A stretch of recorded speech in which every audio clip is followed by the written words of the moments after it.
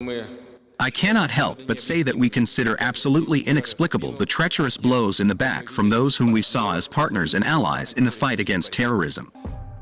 Turkey and Russia have a forced marriage. Ankara does not dare to engage in a full-scale confrontation with Moscow, because its price will be disproportionately high, writes Cenk Bazlamış, a columnist for Turkish media Günlüğü. How long will the relationship of forced marriage between Putin and Erdogan last? Recent events in Syria have once again shown how fragile relations between Turkey and Russia. Although the pro-government media in Turkey like to talk about the Turkish-Russian honeymoon at every opportunity, or emphasize how perfect these relations are, it is no secret that cold winds have been blowing between the two capitals for almost a year and a half. There are various reasons, from Ukraine to Syria, with the most concrete consequence being the permanent postponement of Russian President Vladimir Putin's visit to Turkey. Russian diplomacy has one interesting feature. Instead of immediately responding to unpleasant questions, it waits patiently, but at the same time takes note and eventually one day explodes. After Hayat Tahrir al-Sham in Syria captured the country's capital city Damascus, almost without a fight, Moscow has not yet made a harsh statement to Ankara.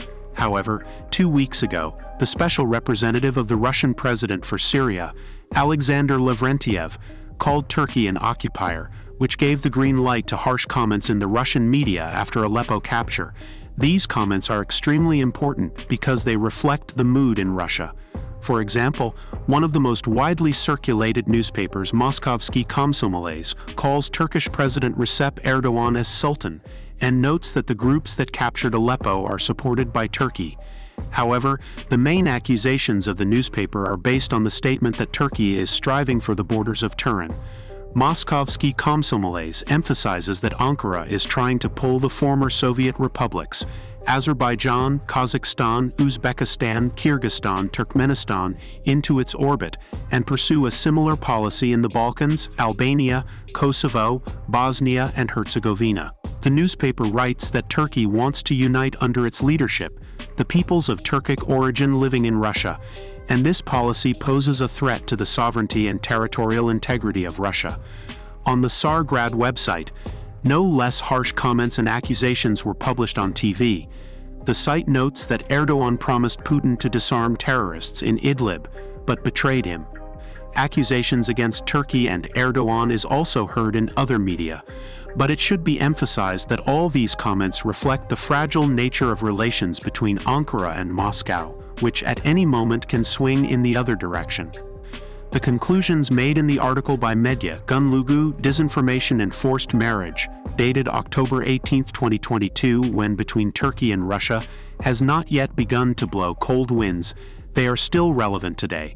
Despite the periods of friendship and cooperation, the word that best summarizes the history of Turkish-Russian relations is rivalry. However, rivalry alone is not enough to understand the nature of the relationship. You also need to add the word pragmatism. If we leave aside the diplomatic language, it can be noted that Turkey and Russia is a country that operates in the same regions, looks closely at each other's sovereign possessions, and does not really trust each other, never losing vigilance in this regard. The best example of what can happen when two countries step on each other's toes is Syria, and in particular, the destruction by Turkey of a Russian aircraft that violated its airspace on November 24, 2015. A quick internet search will show that Putin's words to Turkey that day were probably the harshest in the history of his presidency. I cannot help but say that we consider absolutely inexplicable the treacherous blows in the back from those whom we saw as partners and allies in the fight against terrorism. I mean the incident with the Russian bomber shot down by the Turkish Air Force. Normally, Russia should have blacklisted the country that shot down its plane for years, especially the one that does not consider itself an equal. But the crisis lasted only 8 months, because the Russians quickly sensed the impending storm in Turkey's relations with the West at that time, and immediately made a U-turn, as pragmatism prevailed.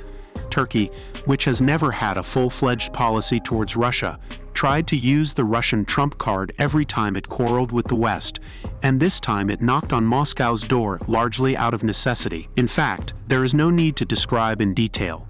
Since the two countries cannot decide on a full-scale confrontation, they prefer to keep each other by their side.